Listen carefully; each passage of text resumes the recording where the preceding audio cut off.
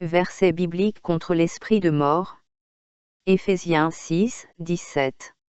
Et prenez le casque du salut, et l'épée de l'esprit, qui est la parole de Dieu. Psaume 9, 13. Soulève-moi des portes de la mort, afin que je puisse raconter toutes tes louanges. Romains 6, 23. Car le salaire du péché, c'est la mort, mais le don gratuit de Dieu, c'est la vie éternelle en Jésus-Christ notre Seigneur. Jean 5, 26. Car de même que le Père a la vie en lui-même, de même il a donné au Fils d'avoir aussi la vie en lui-même. Hébreux 2, 14. C'est pourquoi, puisque les enfants ont part à la chair et au sang, lui-même aussi a eu part à la même chose, afin que, par la mort, il rende impuissant celui qui avait la puissance de la mort, c'est-à-dire le diable. Romains 6, 9. Sachant que le Christ, ayant été ressuscité des morts, ne mourra plus jamais, la mort n'est plus maîtresse de lui. Apocalypse 1, 18. Et le vivant, j'étais mort, et voici, je suis vivant au siècle des siècles, et j'ai les clés de la mort et du séjour des morts. Hébreux 13, 20. Que le Dieu de paix, qui a ramené d'entre les morts le grand pasteur des brebis, par le sang d'une alliance éternelle, notre Seigneur Jésus, vous rende capable de toute bonne œuvre pour l'accomplissement de sa volonté, et fasse en vous ce qui lui est agréable, par Jésus-Christ, auquel soit la gloire au siècle des siècles. Amen. Romains 8, 10. Et si Christ est en vous, le corps, il est vrai, est mort à cause du péché, mais l'esprit est vie à cause de la justice. Et si l'esprit de celui qui a ressuscité Jésus d'entre les morts habite en vous, celui qui a ressuscité Christ d'entre les morts rendra aussi la vie à vos corps mortels par son esprit qui habite en vous. Ésaïe 25, 8. Il engloutira la mort pour toujours. Et le Seigneur Dieu essuiera les larmes de tous les visages, et il enlèvera l'opprobre de son peuple de toute la terre. Car l'Éternel a parlé. Psaume 35, 4. Que ceux qui en veulent à ma vie soient confondus et déshonorés. Qu'ils soient détournés et amenés à la confusion ceux qui complotent mon malheur. Qu'ils soient comme livrés devant le vent et que l'ange du Seigneur les poursuive. Que leur chemin soit sombre et glissant et que l'ange du Seigneur les poursuive. Psaume 31, 13. Ils tiennent conseil ensemble contre moi et complotent pour m'ôter la vie. Mais moi, j'ai confiance en toi, Seigneur, et je dis, tu es mon Dieu. Mes temps sont dans ta main, délivre-moi de la main de mes ennemis, de ceux qui me persécutent. Deutéronome 18, 10. Qu'on ne trouve chez toi personne qui fait passer son fils ou sa fille par le feu, personne qui exerce le métier de devin, d'astrologue, d'augure, de magicien, d'enchanteur, personne qui consulte ceux qui évoquent les esprits ou disent la bonne aventure, personne qui interroge les morts. Car quiconque fait ces choses est en abomination à l'Éternel, et c'est à cause de ces abominations que l'Éternel, ton Dieu, va chasser ces nations devant toi. Lévitique 19, 31. Ne vous tournez point vers ceux qui évoquent les esprits, ni vers les devins, ne les recherchez point, de peur de vous souiller avec eux. Je suis l'Éternel, votre Dieu. Psaume 91. Celui qui s'abrite sous la protection du Très-Haut repose à l'ombre du Tout-Puissant. Je dis à Yahweh, tu es mon refuge et ma forteresse, mon Dieu en qui je me confie. Car c'est lui qui te délivre du filet de l'oiseleur et de la peste funeste. Il te couvrira de ses ailes, et sous ses plumes tu trouveras un refuge. Sa fidélité est un bouclier et une cuirasse.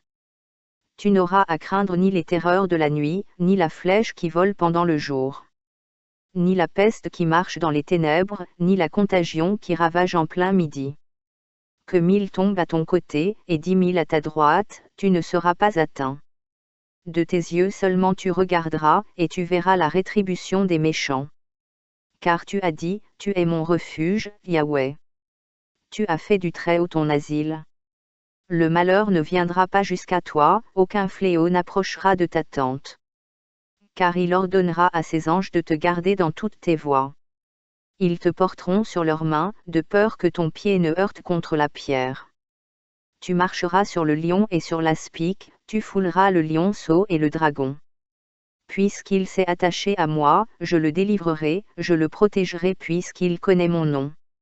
Il m'invoquera et je l'exaucerai, je serai avec lui dans la détresse. Je le délivrerai et le glorifierai. Je le rassasierai de longs jours, et je lui ferai voir mon salut. Romains 8, 1. Il n'y a donc maintenant aucune condamnation pour ceux qui sont en Jésus-Christ. En effet, la loi de l'Esprit de vie en Jésus-Christ m'a affranchi de la loi du péché et de la mort. Romains 8, 11. Et si l'Esprit de celui qui a ressuscité Jésus d'entre les morts habite en vous, celui qui a ressuscité le Christ d'entre les morts rendra aussi la vie à vos corps mortels par son Esprit qui habite en vous. Ésaïe 26, 19. Que tes morts revivent. Que mes cadavres se relèvent. Réveillez-vous et tressaillez de joie, habitants de la poussière. Car ta rosée est une rosée vivifiante, et la terre redonnera le jour aux ombres. Selon la grandeur de ta puissance, préserve ceux qui sont destinés à mourir. Psaume 79, 11. Seigneur, délivre-moi et sauve-moi pour l'amour de ta miséricorde, car dans la mort il n'y a aucun souvenir de toi et personne ne te rend grâce dans la tombe. Psaume 6, 4. Luc 20, 36. Car ils ne peuvent même plus mourir, parce qu'ils sont semblables aux anges, et qu'ils sont fils de Dieu, étant fils de la résurrection. Osée 13, 14. Les rachèterai-je de la puissance du séjour des morts? Les rachèterai-je de la mort? Ô mort, où sont tes épines? Ô Shéol, où est ton aiguillon? 1 Corinthiens 15, 55. Ô mort, où est ta victoire? Ô mort, où est ton aiguillon? Hébreux 7, 1. Melchizedek, roi de Salem, prêtre du Dieu Très-Haut, qui rencontra Abraham au retour du massacre des rois et le bénit. Jean 5, 26. Car de même que le Père a la vie en lui-même, de même il a donné au Fils d'avoir aussi la vie en lui-même. 1 Corinthiens 15, 26. Le dernier ennemi qui sera aboli est la mort. 2 Timothée 1, 10. Mais maintenant a été révélé par l'apparition de notre Sauveur Jésus-Christ, qui a aboli la mort et mis en lumière la vie et l'immortalité par l'Évangile. Apocalypse 21, 4. Et il essuiera toute larme de leurs yeux, et il n'y aura plus de mort, il n'y aura plus ni deuil, ni cri, ni douleur, les premières choses ont disparu. Apocalypse 20, 14. Alors la mort et le séjour des morts furent jetés dans l'étang de feu. C'est la seconde mort, l'étang de feu. Proverbe 10, 2. Les gains mal acquis ne profitent pas. Mais la justice délivre de la mort. Proverbe 11, 4. Les richesses ne profitent pas au jour de la colère. Mais la justice délivre de la mort. Acte 2, 27. Car tu n'abandonneras pas mon âme au séjour des morts, ni ne permettras à ton sein de subir la pourriture. Hébreux 5, 7. Dans les jours de sa chair, il a offert, avec de grands cris et des larmes, des prières et des supplications à celui qui pouvait le sauver de la mort, et il a été exaucé à cause de sa piété. Acte 2, 31. Il regardait en avant et parlait de la résurrection du Christ, qu'il n'a pas été abandonné au Hadès, et que sa chair n'a pas souffert de pourriture. Romains 6, 9. Sachant que le Christ, ayant été ressuscité des morts, ne mourra plus jamais, la mort n'est plus maîtresse de lui. 2 Corinthiens 5, 1. Car nous savons que si la tente terrestre qui nous sert de maison est démolie, nous avons un édifice de Dieu, une maison qui n'est pas faite de main d'homme, éternelle dans les cieux. 2 Timothée 1, 10. Mais qui maintenant a été révélé par l'apparition de notre Sauveur Jésus-Christ, qui a aboli la mort et mis en lumière la vie et l'immortalité par l'Évangile. Hébreux 2, 14. C'est pourquoi, puisque les enfants ont part à la chair et au sang, lui-même aussi a eu part à la même chose, afin que, par la mort, il rende impuissant celui qui avait la puissance de la mort, c'est-à-dire le diable. Matthieu 16, 18. Je te dis aussi que tu es Pierre, et que sur cette pierre je bâtirai mon église, et que les portes du séjour des morts ne la maîtriseront pas. 1 Corinthiens 15, 26. Le dernier ennemi qui sera aboli est la mort. Ésaïe 25, 8. Il engloutira la mort pour tous les temps. Et le Seigneur Dieu essuiera les larmes de tous les visages. Et il enlèvera l'opprobre de son peuple de toute la terre. Car l'Éternel a parlé. 1 Corinthiens 15, 54. Mais quand ce périssable aura revêtu l'impérissable, et que ce mortel aura revêtu l'immortalité, alors s'accomplira la parole qui est écrite, la mort est engloutie dans la victoire. 1 Corinthiens 15, 55.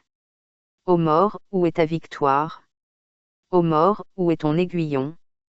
Apocalypse 21, 4. Et il essuiera toute larme de leurs yeux, et il n'y aura plus de mort, il n'y aura plus ni deuil, ni cri, ni douleur, les premières choses ont disparu. Apocalypse 20, 13. La mer rendit les morts qui étaient en elle, la mort et le séjour des morts rendirent les morts qui étaient en eux, et ils furent jugés, chacun selon ses œuvres. Apocalypse 20, 14. Alors la mort et le séjour des morts furent jetés dans l'étang de feu. C'est la seconde mort, l'étang de feu. 2 Rois 2, 21. Il sortit vers la source d'eau, y jeta du sel et dit, ainsi parle l'Éternel, j'ai purifié ces eaux, il n'y aura plus de mort ni d'infécondité de leur part. Romains 10, 9. Parce que, si tu confesses de ta bouche que Jésus est Seigneur et si tu crois dans ton cœur que Dieu l'a ressuscité des morts, tu seras sauvé. Jean 14, 6. Jésus lui dit, je suis le chemin, la vérité et la vie. Personne ne vient au Père que par moi. Romains 6, 1. Que devons-nous dire alors? Devons-nous continuer dans le péché pour que la grâce abonde? En aucun cas. Comment pouvons-nous, nous qui sommes morts au péché, vivre encore dans le péché? Ne savez-vous pas que nous tous, qui avons été baptisés en Jésus-Christ, avons été baptisés dans sa mort? Nous avons donc été ensevelis avec lui par le baptême dans la mort, afin que, comme le Christ est ressuscité des morts par la gloire du Père, nous marchions nous aussi en nouveauté de vie.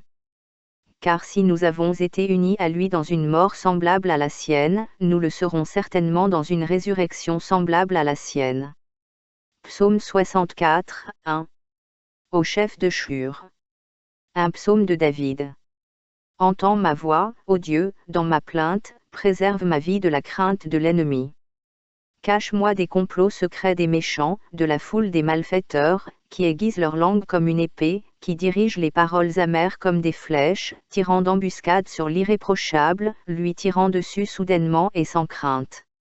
Éphésiens 6, 17. Et prenez le casque du salut, et l'épée de l'Esprit, qui est la parole de Dieu. Marc 9, 28.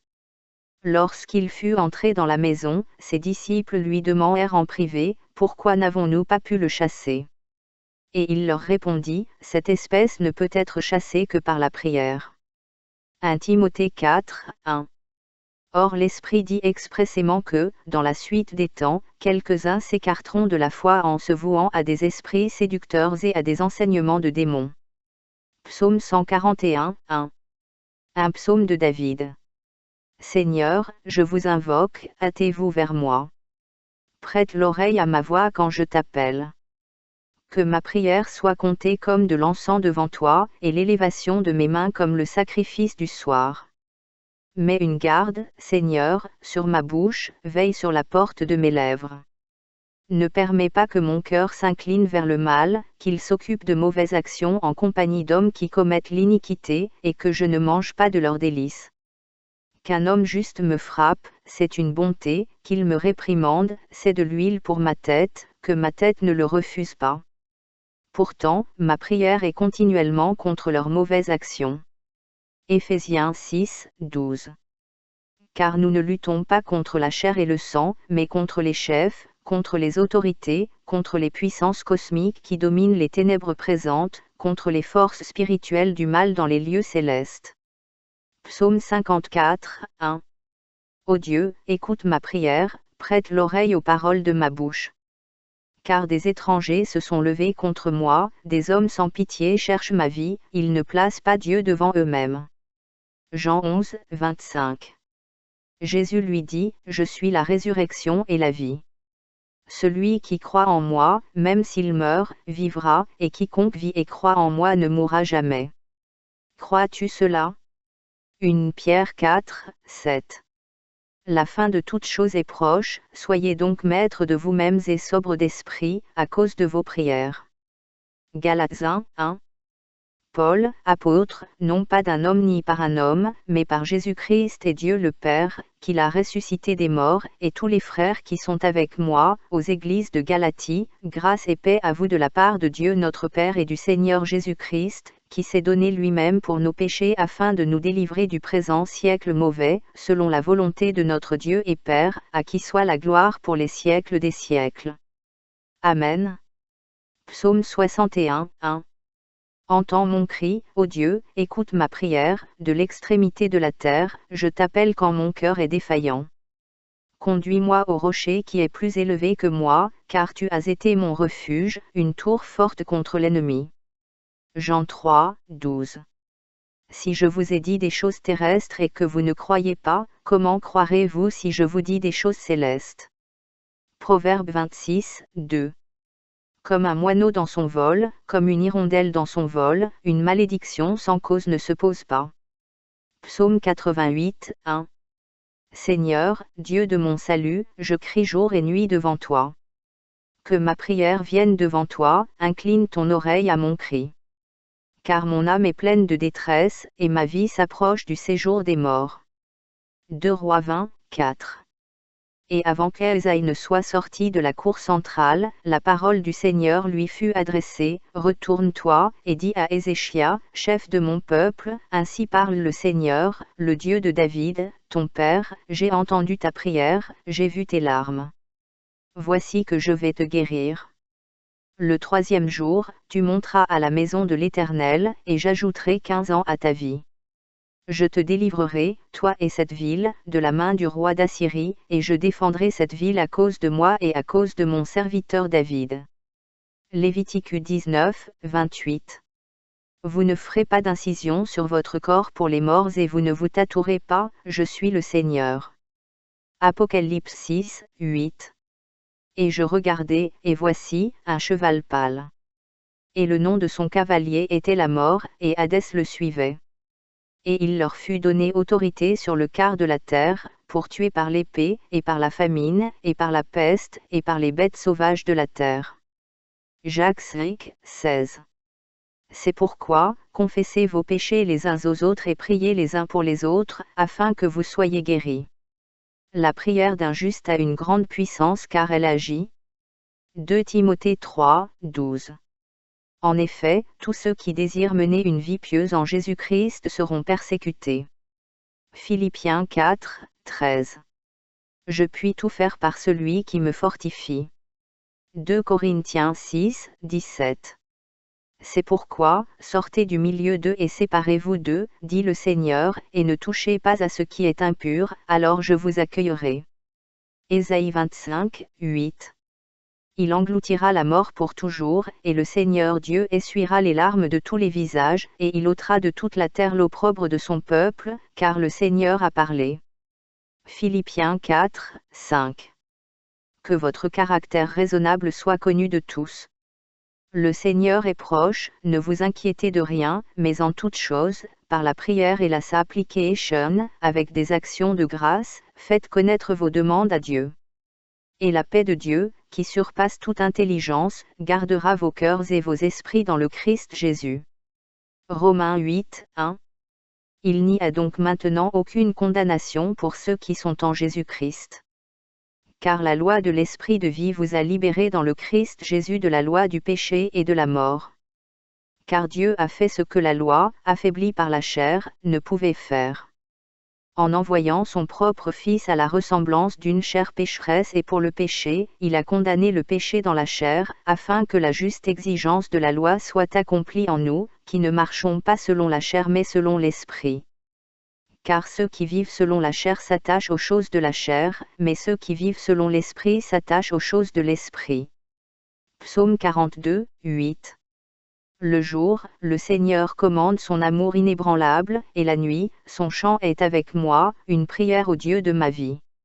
Je dis à Dieu, mon rocher, pourquoi m'as-tu oublié?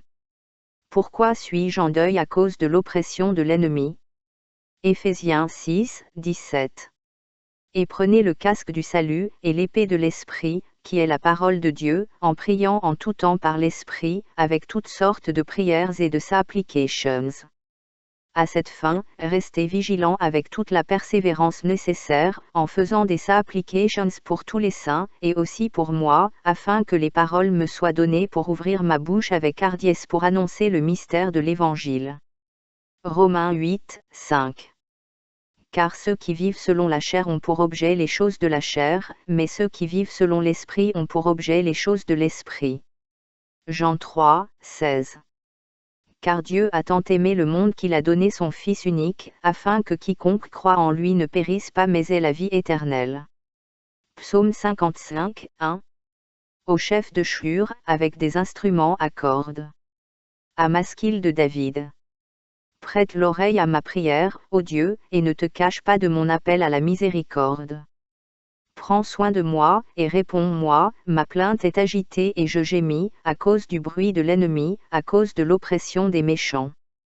Car ils font tomber la détresse sur moi, et, dans la colère, ils me portent rancune. Proverbe 15, 28. Le cœur du juste réfléchit à ce qu'il faut répondre, mais la bouche des méchants répand des choses mauvaises. Le Seigneur est loin des méchants, mais il entend la prière des justes. Psaume 103, 20.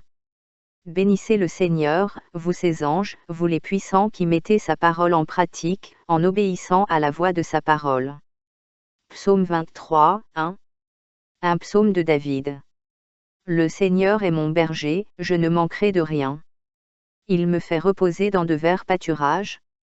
Il me conduit près des eaux tranquilles. Il restaure mon âme. Il me conduit dans les sentiers de la justice, à cause de son nom.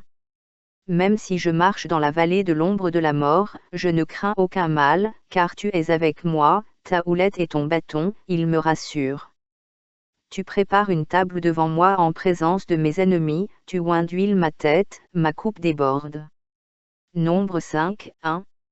L'Éternel a parlé à Moïse, en disant, ordonnez au peuple d'Israël de faire sortir du camp toute personne qui a la lèpre ou un écoulement et toute personne qui est impure par contact avec un mort.